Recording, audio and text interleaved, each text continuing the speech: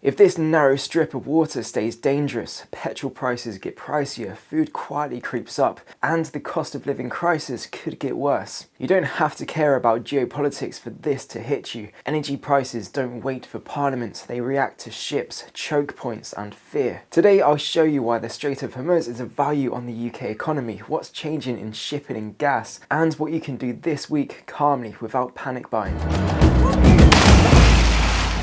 Welcome back to Charlie Survival. Comment below if you want more calm UK breakdowns like this one, and subscribe because this channel is about staying steady when the headlines go feral. 3 questions I'll answer. Why does this tiny stretch of sea affect UK bills? How fast could it hit? Days, weeks, or months? What helps without turning into a hoarder? Let's go. The map that controls your wallet. This is the Strait of Hormuz, a narrow channel linking the Persian Gulf to the open ocean. On the map, it looks like nothing. In real life, it's a doorway. If the doorway gets blocked, the whole building fills it. A huge share of global oil and liquefied natural gas moves through the Gulf. And for many exporters, there's basically one practical route out. This one. So when risk rises, the world pays a fear tax, not because the UK runs out overnight, but because the cost of moving energy safely goes up. And here's the detail people miss. It's not only about petrol, it's also about gas, insurance, freight costs, and knock-on prices that creep into everything you buy. Keep that in mind because gas is the UK's weak spot.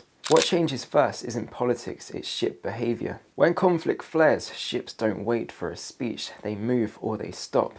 2 things spike fast. Insurance gets expensive and freight rates jump as fewer ships are willing to transit. Insurance is basically a hidden tax. If it costs more to insure the journey, you pay more for the delivered fuel. And if ships take longer routes to avoid danger, that adds cost too. So you get a ripple. Slower movement, higher cost, higher prices. Now, the UK doesn't need to buy your exact barrel from the Gulf to feel it. Global markets reprice risk and everyone competes for alternatives. That competition pushes the whole price up, but the big one for households is gas. Why gas matters more than most people realise. Oil is in the headline, gas is the punch in the ribs. Gas affects your heating, a chunk of UK electric, and the running costs of loads of businesses, including food supply chains. Now, the Gulf link. Qatar is one of the world's biggest LNG exporters, and LNG leaving Qatar has to pass through Hormuz. So even before anything runs out, prices can surge because markets price future risk, not just today's supply.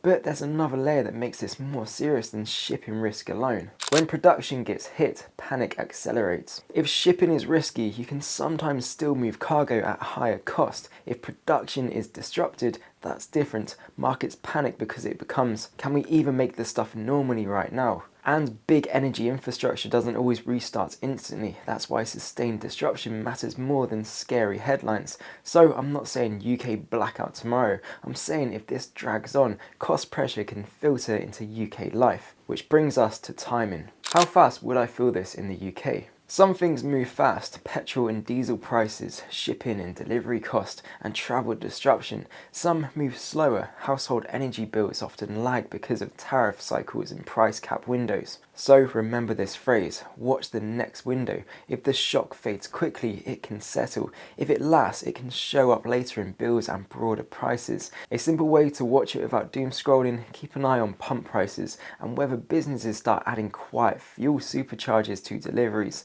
Now, here's the sneaky bit, how it gets into food. How it creeps into food and daily life. Most people only think petrol equals expensive, but energy and shipping sit under everything. If diesel rises, transport rises. If shipping insurance rises, imported goods cost more to land. If gas rises, businesses that rely on heat and power pay more to operate. That shows up in boring places, packaging, refrigeration, bakeries, and the cost of moving food from depot to store. And it arrives as quiet inflation, not one dramatic shortage, but lots of little price bumps, smaller pack sizes, fewer offers. So if you've ever wondered why a crisis over there can end up making your shop over here feel tighter, that's the pathway. Energy, transport, operating cost, prices. Now, before I give you the checklist, here are 3 mistakes that turn a headline into a personal crisis. 3 mistakes to avoid. Mistake 1, running on empty. I say this a lot, but one bad news cycle hits and you're forced to buy at the worst time.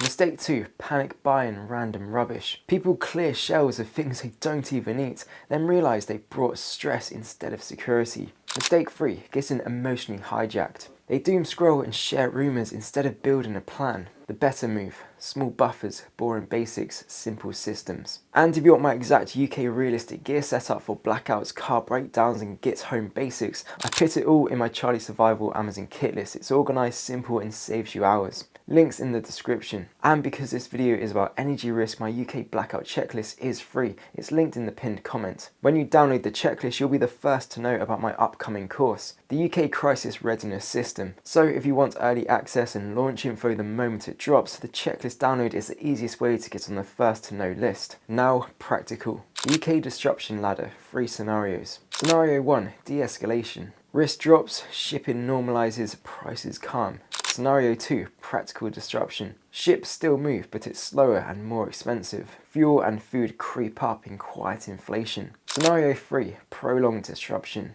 Transit risk plus production disruption keeps market stress and pressure shows up later in bills and broader prices. How do you tell which one we're in? Watch behaviour, not rumours. Are ships still hesitating? Are costs still elevated? Are major terminals operating normally? We don't doom scroll, we do calm, we do practical. Here's what we do this week. Quick 30-second test before we continue. If power went off tonight, would you have light in 10 seconds? Could you keep your phone charged? Could you make a hot drink without scrambling to find the digestives and a way to boil water? And if the card machines went down for a day, do you have enough cash and enough food not to stress? If the honest answer is maybe or not really, good. That's exactly why we do small systems. Because the goal isn't to be perfect, it's to stop one bad week turning into a personal crisis. And that's the logic behind the UK Crisis Readiness System course I'm building. Right, let's get practical. The 7-day calm plan, no panic buying. Step 1, fuel calm, not fuel panic. Again, keep your car above half a tank for the next few weeks, not because the world is ending, because it stops you being forced to buy on the worst day. If you're low, top up gradually. Step 2, a boring 7-day food buffer. Add 7 days of meals you already eat. Beans, pasta, rice, oats, tinned fish, long life milk. You're building time, not starting a bunker. One extra item per shop builds it fast. Step 3, heat strategy. Reduce demand first. Draft excluders, layers, don't heat empty rooms, hot water discipline. Cheap wins beat expensive gadgets. Step 4, power cuts, assume annoying outages, not apocalypse. Torch per person, batteries, power bank, phone charging, a small radio. Step 5, cash and comms. A small amount of cash, charged phone. Tell one person your plan if you're travelling. Step 6, scam shield. If it's urgent and pushing you to click, assume it's a trap. Go directly to official websites. Step 7, mindset prep. No panic decisions, no last minute runs. Stay calm while everyone else is reactive. Hormuz is a narrow gate for global energy. When that gate feels unsafe, costs rise fast. Oil shows up at the pump, gas shows up in household pressure and business costs. You can't control the straits, but you can control your readiness. Fuel buffer, food buffer, simple blackout basics and a calm plan. If this helped, hit like and subscribe. I'll keep breaking this down in plain English. UK realistic, no panic. My Charlie Survival Amazon kit list is linked in the description. If you want the exact kit I test and trust. My UK blackout checklist is free, linked in the pinned comment. Download it, print it, stick it on the fridge. And when you do, you'll be the first to know when the UK Crisis Readiness System course drops. Now click this video on screen now to learn all about the Iran striking the UK base in Cyprus. Click it to learn all about it and I'll see you over there.